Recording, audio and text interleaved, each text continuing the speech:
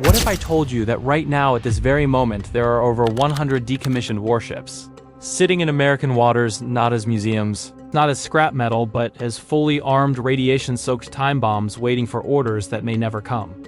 Picture this, it's 11:47 a.m. Eastern Standard Time, May 30th, 2025. Newport News Shipbuilding, Virginia. The massive silhouette of USS Enterprise CVN-65 sits motionless at Pier 3. Her 1,123-foot hull casting shadows across the James River. This isn't just any decommissioned ship. This is America's first nuclear-powered aircraft carrier minus 93,284 tons of classified technology, 8 nuclear reactors, and secrets that could reshape global naval warfare.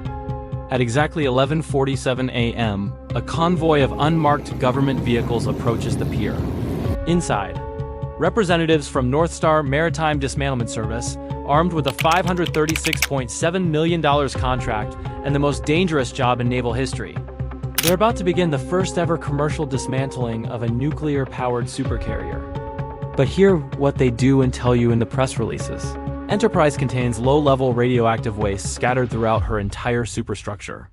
Every rivet, every steel plate, every ventilation system has been contaminated by 51 years of nuclear operations. The radiation levels in her engine room still register hot enough to kill an unprotected human in minutes. The dismantlement team leader, a former Navy nuclear engineer whose name remains classified, approaches the ship's quarterdeck. His Geiger counter begins clicking rapidly to 150 counts per minute. Then 300, then 850 as he nears the reactor compartments, normal background radiation, about 20 counts per minute. This is just the beginning of a process that will take 4 years, involve 3 separate classified facilities, and generate enough radioactive waste to fill 847 shipping containers.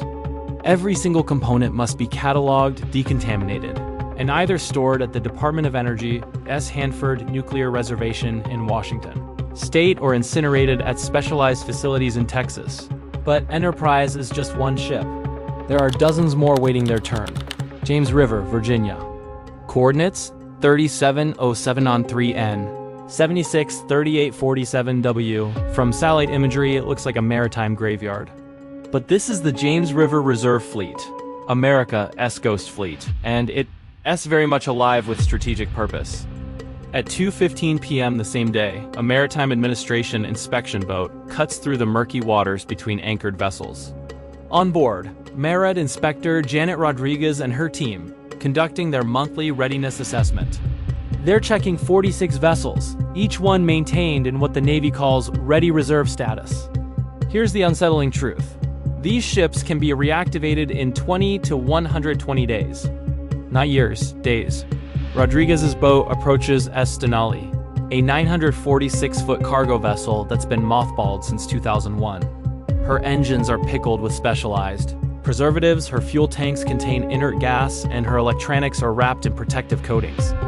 But look closer. Recent satellite thermal imaging shows heat signatures from several ships in the fleet. They're not completely dead. The inspection reveals something extraordinary.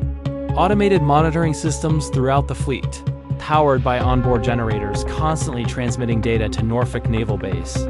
Ship stability, hull integrity, engine condition, even ammunition storage temperatures.